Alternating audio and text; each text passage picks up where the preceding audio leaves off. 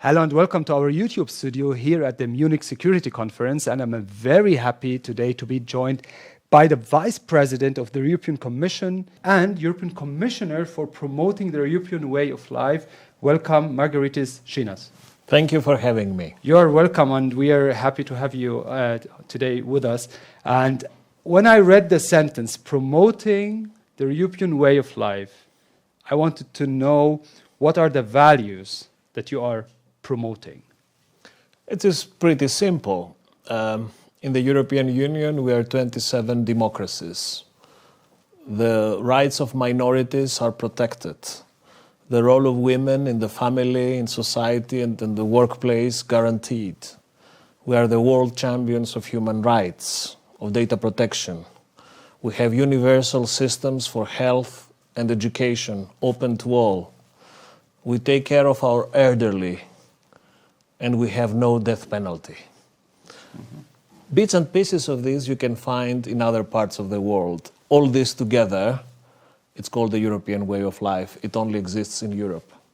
And also when I read that on your website, you write, it's Europe that protects must also stand up for justice and for the EU core values. So these are the values you're mentioning. Absolutely. My role in the Commission is to coordinate the Commission work in two families of issues. First is what we call the Europe that protects, which is migration, security, and health. And the other family of issues is a Europe of opportunities and mobility, education, culture, sport, youth, skills. It's a unique job because it obliges us to fertilize the work that we do across different strands of work in a global way, not in a fragmented, isolated way. And what are the challenges you're having? Because you mentioned values. This would be the best case scenario when they are there. But you also have very concrete challenges. What are they, according to your point of view? Well, the main challenge on the Europe that protects side is, of course, the fact that as a union, we still have not managed to find a European agreement on a migration and asylum policy. Mm-hmm. We have made proposals 2 years ago, but we still lack this agreement between our member states. So that obliges us to work on migration as firefighters, running from crisis to crisis, and we want to become architects of a harmonized, fine European solution. So that's the main difficulty we have. On the opportunity side, I think we are doing well because especially younger generations of Europeans aspire to this model of life that is a bit of Erasmus, mobility, open society, open borders. This is a big European success. Within the European Union. Within the European Union. Exactly. But that was not given for our fathers and grandfathers. That was not always like that. So we should see it today as not for something for granted, but something that was achieved. Absolutely. So you're talking about within the borders in Europe. When we look outside the borders, you mentioned migration and you mentioned human rights. So when I look to the Greek island, to the camps like Moria, or today after 2 years it's Moria 2.0, the so-called Moria 2.0.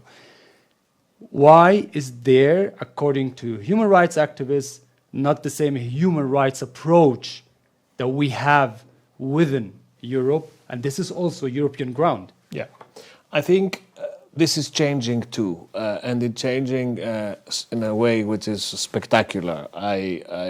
You refer to the situation 15-16, which did not honor the European Union, our values and our standards.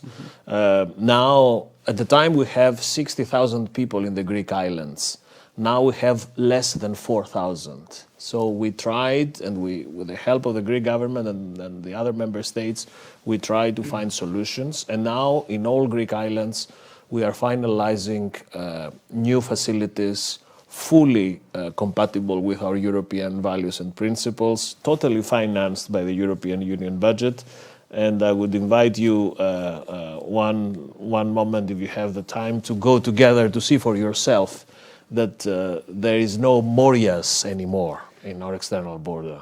I've been there, but not the last months, but I've been there, and I'm in contact with people who are living in these camps, and they are saying that it's a very bad situation for them.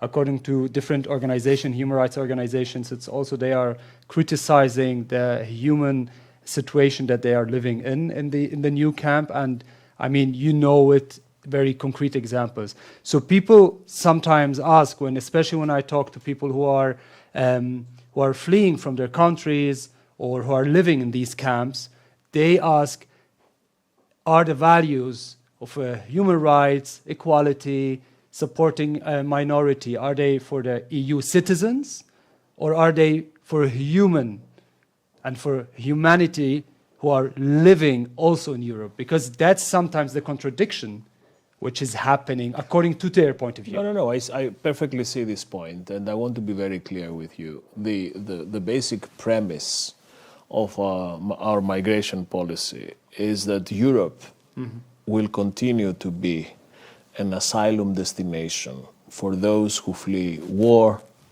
persecution, dictatorship. Yeah. This is what defines us as Europeans. This is why we are Europeans. There is no doubt that this will continue to be the case. But at the same time, those who have no legal reason to be in Europe, those who are not under the protection of our laws, they have to go back.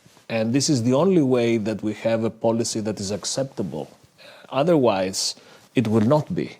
And it's not always easy, it's not always nice, but our migration policy has to have these two components. Yeah, but if I look today, for a very concrete example, if I read today The Guardian, and they have been doing an investigation with other media outlets, and they were talking about the fact with the pushback, that according to what they find out, and they investigated the two people were pushed back, and they died because of the pushback policy.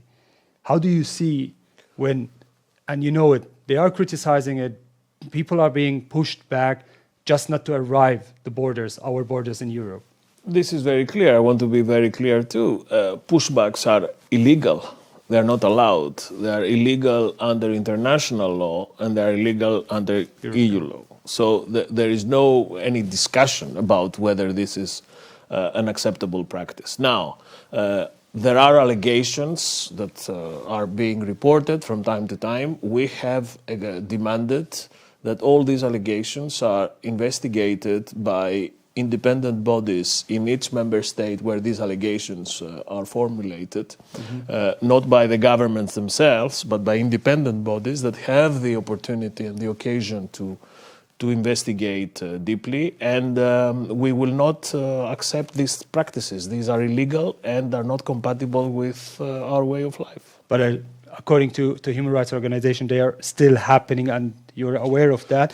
And then is also, there's a kind of narrative or a strategy that it's being told and it's happening, which is keep people for a better life in their countries.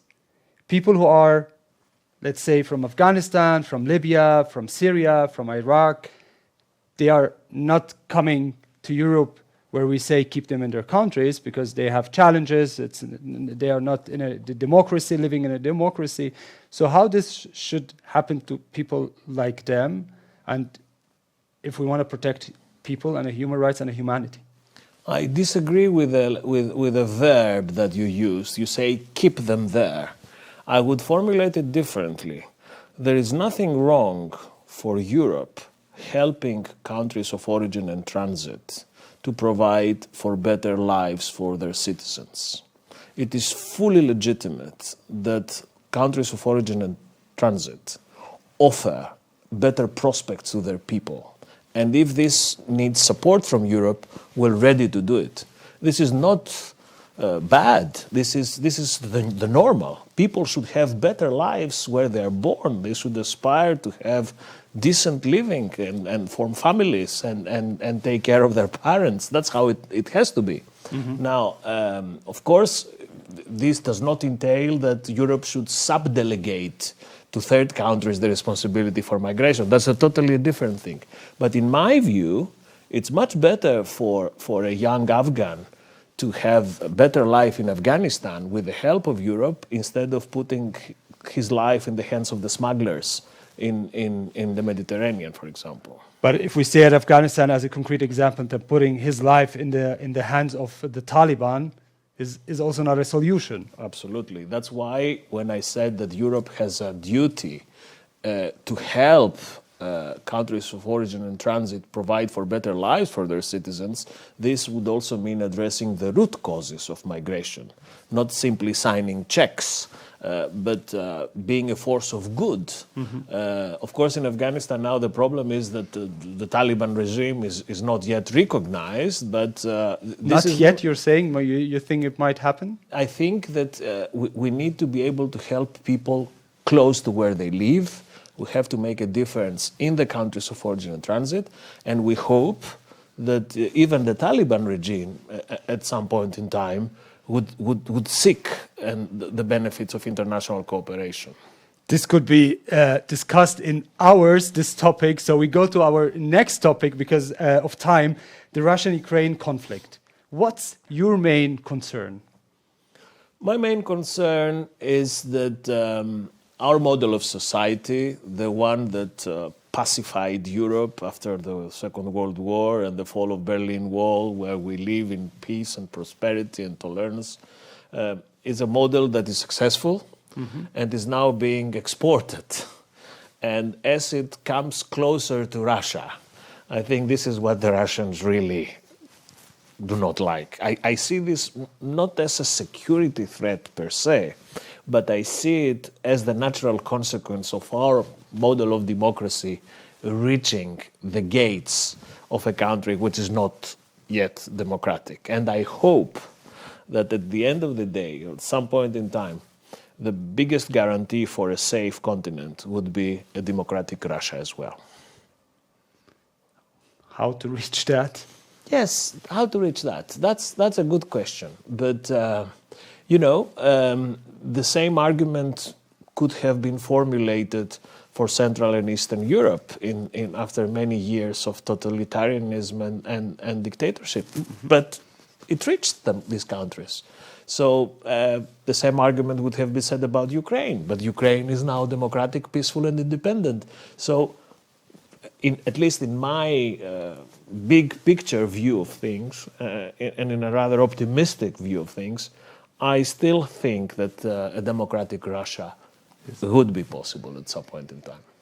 It might take a lot of time, and if we look at now and today and what you've been saying today, the press were quoting you that escalation of Ukraine conflict potentially might lead to displacement, according to estimates between 20,000 and maybe 1 million people could be displaced by the conflict.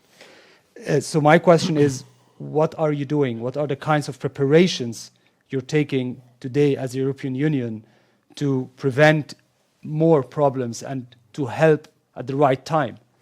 I do not want to over-dramatize the situation of what might happen if we reach the worst scenario and we have an impact on migration, but we have clearly to prepare for that. And we are doing this. We are preparing.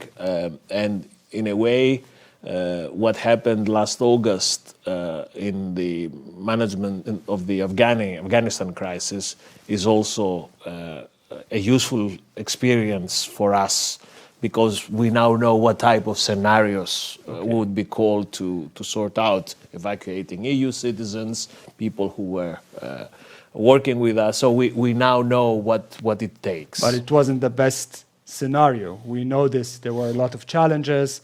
We saw the pictures of people fleeing, falling down from the airplanes. It's not the best way of humanity. But and that's why my concrete question is, what are you preparing? What concrete steps are you doing? We are preparing for procedures that would allow us very quickly, when we detect a major impact on migration, to be able to help on the ground. this entails EU citizens and nationals living in Ukraine, but also we should not forget that in Ukraine there is a sizable number of refugee population, migrants, that would also have to be taken care of, and they would like to live. There also, you should not forget that we had the Belarus crisis recently, Yes. where we saw that some of these people would have been instrumentalized to attack. So we are preparing the European Union against all these possible scenarios with our member states to be ready if the situation warrants for it. Do you think a war will happen? I personally think that war will not happen, because in Europe, one of the nice things that we achieved is that our children do not even know what war means anymore, because we live in a continent that for 70 years there was not a single shot be fired. So a war in the current context, it's not an option, I think. What could be more credible as an outcome would be a protracted crisis with topical events and incidents, with continuous cyber attacks, things like that, that are different. It's another type of war, but not war as our fathers and grandfathers knew it. You're optimistic. It looks you're optimistic. I'm a born optimist, and Okay. I must say that it served me well so far. You mentioned a cyber attack, and I know one of your priorities topic, or you talked yesterday about, there was the special event innovation at the Munich Security Conference about cybercrime and cybersecurity.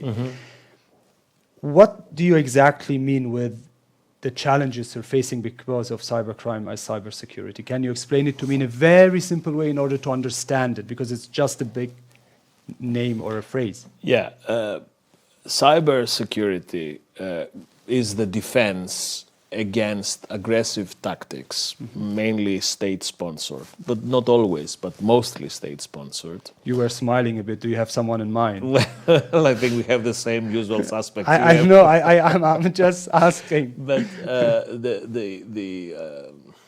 So you didn't tell. You have someone in mind. well, I have the same people who you have in mind. I didn't think about anyone. But on a serious note, be it state-sponsored or not, the characteristic of these cyber attacks is that they target our systems, not our defenses, not our national defenses, but our systems, our health system, our banking system, our critical infrastructures. Why? Because these are targets linked to our daily lives, but also because in these areas in Europe we have a tremendous amount of data. So if you attack a health system, you not only attack those who take care of our health, but you also harvest data that are massively stored in hospitals and healthcare systems. So these are the attackers. That's what they want to do, to sort of cripple our defenses, affect our daily lives. And we are now, I like to say that the era of innocence for Europe is over. Now we know, and we are getting increasingly better to fend off these attacks. Did this already happen for the Ukrainian and Russian conflict? Yes. It happened. It happened, and it happened recently. What was 10 it? days ago, it was a coordinated attack at the information systems, at the websites of the main ministries of Ukraine, but also to different public utilities. And when this happens, there's no doubt that this is a coordinated attack. So you also see there's a need to react and to coordinate between the different 27 members of the European Union. How you want to do this? Like every country has their own security system, their own cyber system. How you want to achieve this? Is this realistic? Yes, it's realistic and it's happening already. And we are improving, we're getting better all the time. Also as a result of these continuous attacks and crises, because these also have a pedagogical effect. They sharpen our defenses and our tools. First, it happens through a regulatory, legal procedure. We are changing our laws, our legal software. Is there one of the countries that are saying, no, we don't want, No. we have our own system, there's no trust? We know that the European Union today is not unified and True. saying like we are one union. The difficulty is not that much that they do not want to cooperate. The difficulty is that the point of departure is very unequal. Okay. We have digital champions and digital tigers And others who are not. So our legal effort is to create a legal framework that covers everybody. The second line of defense is operational capacity to fight back, to rebut, to not to be a sitting duck against these attacks. First to detect where they're coming from and then shield and shoot back. And the third line of European action is we will never be able to do it alone. We need to work with like-minded partners, with our American friends, with NATO, with Canada. You know, there is an element of Western values which is at stake, and we need to work with all these people together. Thank you so much. That's it? It's over? That's it. We run out of time. I think we could sit for the next 1 hour and talk for your optimism and answering all the questions. And we're looking forward that you join us next year again. And then, as I told you, we can have the picture then here from today. So thank you for joining us and being with us today. Thank you so much. I was very much impressed of your knowledge of all the details of my portfolio. Well done. Thank you so much. Thank you so much.